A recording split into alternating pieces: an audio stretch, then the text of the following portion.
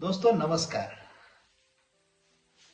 पिछले कुछ दिनों से लगातार कुछ साहित्यिक मुद्दों पर बातचीत करने का अवसर मिल पा रहा है।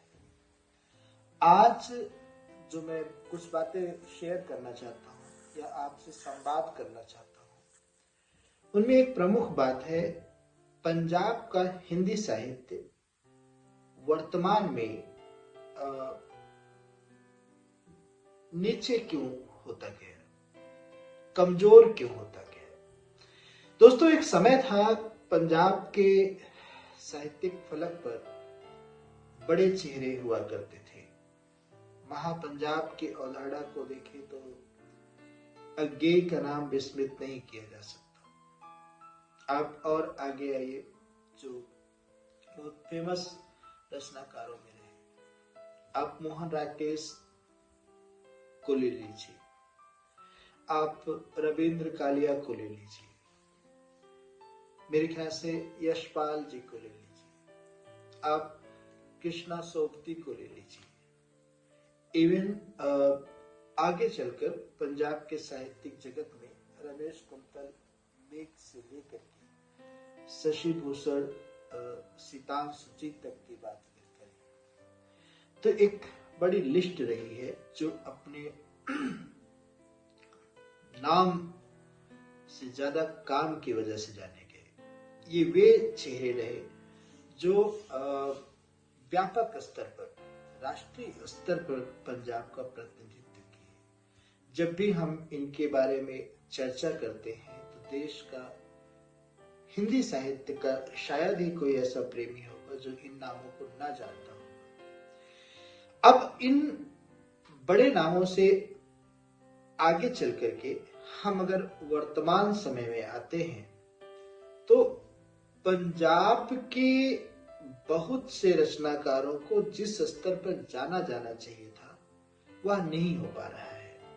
इसके पीछे रीजन क्या है, क्यों ऐसा हो रहा है कि उनकी सक्रियता लोगों के जुबान का माध्यम नहीं बन पा रही है। वे जो लिख पढ़ रहे हैं या वे जो कह रहे हैं वह एक व्यापक चर्चा पर चर्चा का विषय नहीं बन पा रहा है। इसमें दो तीन मुद्दे मुझे समझ में आते हैं, जिनमें से पहला मुद्दा है लोकार्पण संस्कृति का विकसित होना। दोस्तों 7-8 साल से मैं पंजाब के साहित्यिक परिदृश्य में वर्तमान फगवाड़ा के लवली प्रोफेशनल यूनिवर्सिटी में वर्तमान रहते हुए फगवाड़ा से जालंधर, अमृतसर, कपूरथला के साथ साथ आप देखिए कि पठानकोट से लेकर इन अंचलों में, अमृतसर, इन अंचलों में जो साहित्यिक चर्चाएं हो रही हैं, जो बातचीत हो रही है, वो मैं सुनता, देखता और समझता रहा। वैचारिक चर्चा किसी स्वतंत्र विषय को लेकर के वाद संवाद बहुत कम देखा गया है। किताबों के लोकार्पण संस्कृति में अध्यक्ष पद से लेकर के वक्ता तक के निर्धारण में जो माथापच्ची होती रही है वह शायद ही किसी से छिपी हुई हो। बात सीधी सीधी है कि जिन रचनाकारों को किसी स्वतंत्र मुद्दे या विषय पर केंद्रित होकर अपनी बात रखनी चाहिए थी, वे लोकार्पण संस्कृति में बुरे तरीके से फंसे, और जो नए आए वे तो उबरना ही नहीं था, उससे आगे बढ़ ही नहीं पाते, और जो पुराने थे वे मोह प्रशंसा के मोह में उलझ गए। यह उलझना सार्थक विमर्श को गति नहीं दे पाया। ये एक बड़ा कारण रहा जो किसी अच्छे राइटिंग प्लेटफॉर्म का सृजन नहीं कर पाया।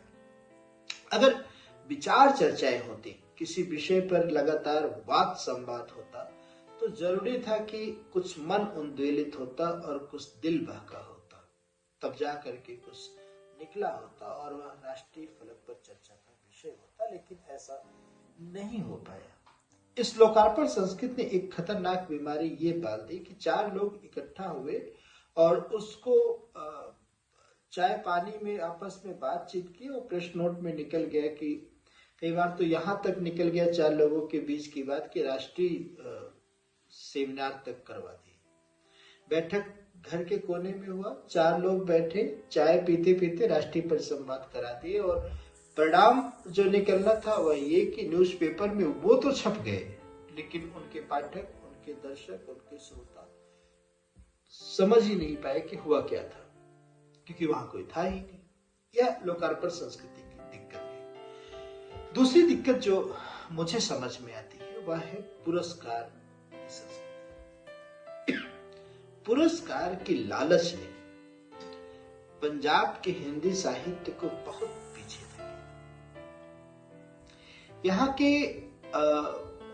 बहुत से रचनाकार ऐसे रहे जो सीधे स्तर पर पुरस्कार के लिए लिखना शुरू किए। उन्हें अपने विषय की गहराई पता हो या ना हो, विषय की जरूरत, पात्र की आवश्यकता आदि चीजों का ज्ञान हो या ना हो, लेकिन उत्तर प्रदेश हिंदी संस्थान की पांडुलिपि में कितने पेज होने चाहिए, केंद्रीय हिंदी निदेशालय की पांडुलिपि में कितने पेज होने चाहिए, कौन कौन से पुरस्कार हैं, वे उन्हें जरूर पता होते थे।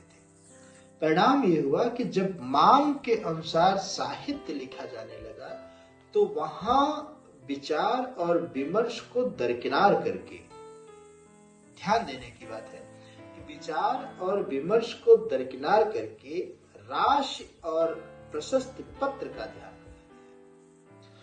यहां साहित्य अपने स्तर से नीचे उतरता चला गया। ये बड़े अफसोस का विषय है।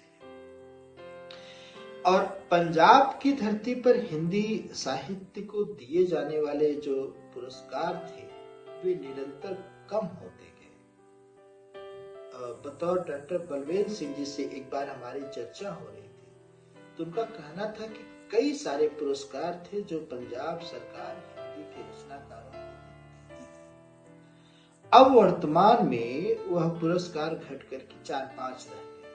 उनमें भी एक मुख्य पुरस्कार जो शिरोमणि साहित्यकार का जो पुरस्कार है वह विशेष पुरस्कार के रूप में जाना जाता है, और इस एक पुरस्कार को प्राप्त करने के लिए पंजाब का कोई भी गंभीर रचनाकार खुल करके अपनी अभिव्यक्ति नहीं दे पाता है कि कहीं उसको काली सूची में न डाल।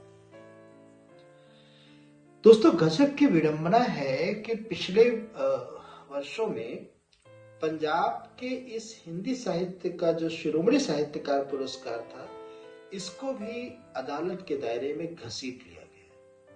अच्छा तो तब होता कि जिन रचनाकारों को ये पुरस्कार मिला और अदालत में उसकी चर्चा चल रही है, उस पर वाद संवाद हो रहा है कि पुरस्कार के योग्य है या नहीं है, अगर वे एक प्रेस कॉन्फ्रेंस बुला करके उस पुरस्कार को छोड़ देते और ये कहते कि मुकदमे और अदालतबाजी जिस पुरस्कार पे हो गई वह सम्मान हमको नहीं लेना है, तो मैं विश्वास से कह सकता हूं कि पंजाब का साहित्यिक परिदृश्य काफी ऊंचाई प्राप्त किया होता। अब उस शिरोमणि साहित्यकार लिखवाने की लालच और 5 लाख रुपए के चेक ने प्रतिबद्धता पर बट्टा लगा दिया। जो पुरस्कृत हुए वे अभी तक जोखिम नहीं उठा पाए कि एक प्रेस कॉन्फ्रेंस करके उस पुरस्कार का त्याग कर दें, कि ऐसा करने से वे शिरोमणि साहित्यकार होने से चूक जाएंगे। मेरा जो मानना है कि जो शिरोमणि साहित्यकार नहीं हुए थे, अगर शिरोमणि साहित्यकार नहीं हुए तो क्या देश उनको नहीं जानता? गंभीरता से जानता है। देश के पास कोई विकल्प नहीं है अज्ञे के सिवा। मोहन राकेश जैसे रचनाकार, भीष्म साहनी जैसे रचनाकार जो मायने रखते हैं, एक उदाहरण है लोगों के लिए। तो पुरस्कार और लोकार्पण संस्कृति ने बहुत नुकसान किया। मैं फिर कहना चाहता हूं कि पुरस्कार के लिए लिखने वाले रचनाकार पंजाब में ज्यादा है। जो बड़े नाम हैं, 1-2 को छोड़ दिया जाए तो लगभग रचनाकार सरकारी पुरस्कारों की सूचियां देख के काम करते हैं। सोचिए, जब बड़े हस्ताक्षरों की ये हाल है तो छोटे हस्ताक्षर क्या होंगे? वे उनसे पीछे नहीं रहे। एक बात और कि जो उत्तर प्रदेश हिंदी संस्थान के बड़े पुरस्कार पा गए, केंद्रीय हिंदी निदेशालय के बड़े पुरस्कार पा गए, भाषा विभाग पंजाब के बड़े पुरस्कार पा गए, वे छोटे छोटे शहरों के छोटे छोटे पुरस्कार के पीछे भी झोली लेकर टहलते दिखाई दिए। अगर वे छोटे शहरों के छोटे पुरस्कार त्याग देते और उसको पंजाब के युवाओं के हवाले कर देते, तो मैं विश्वास देकर कह रहा हूं कि पंजाब का हिंदी साहित्य फिर भी गजब का विकास करता, गजब के विकसित मापदंड का निर्धारण करता। लेकिन ये नहीं हुआ, साजिशन नहीं हुआ। अब अगर आप ऐसा बोलते हैं तो आप उनके दुश्मन हैं और पंजाब की हिंदी साहित्य के हितैषी नहीं है। तो पुरस्कार की संस्कृति और लोकार्पण संस्कृति ने पंजाब के हिंदी साहित्य को रसातल में ले गया।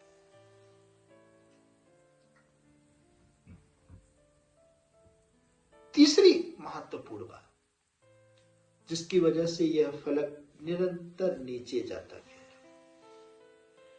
कि युवाओं की सहभागिता। युवाओं की सहभागिता यहाँ की साहित्यिक संगोष्ठियों में न के बराबर होती रही। आप विश्वविद्यालयों को छोड़ दीजिए, आप शहरों, साहित्यिक संस्थाओं और अन्य माध्यमों को भी ले ही लीजिए, तो ये कहना बड़ा मुश्किल है कि कितने नए रचनाकारों को आपने लॉन्च किया या कितने नए रचनाकारों को आपने ढूंढा, या वे जो साहित्य की धरातल पर आने के लिए निरंतर तड़फड़ा रहे थे, उनको कितना मंच दिया। ये एक गंभीर प्रश्न है जो मैं पंजाब में पिछले 7-8 साल से कहता आ रहा हूं। एक बार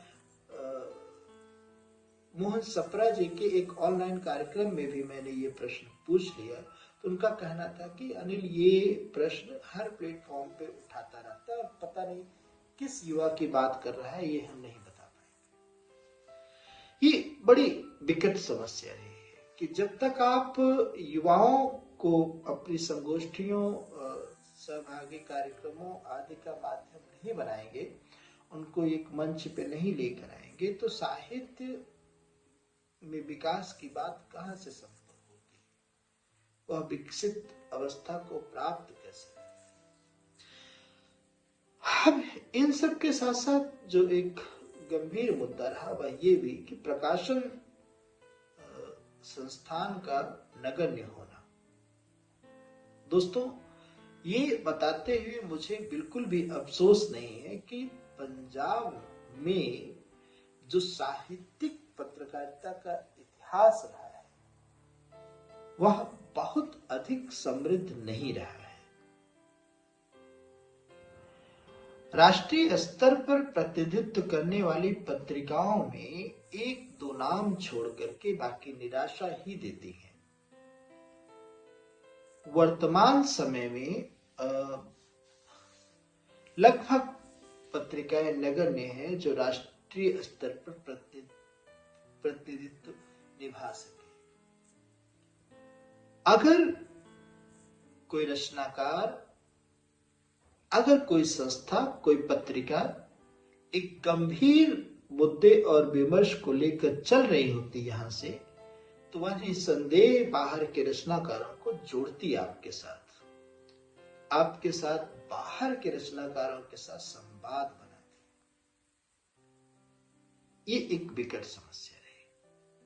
तो ये ऐसे तमाम मुद्दे हैं जिन्होंने पंजाब के साहित्यिक परिदृश्य को कमजोर किया, नीचे गिराया। सवाल यह है कि अब इन कमजोरियों से उबरा कैसे जाए।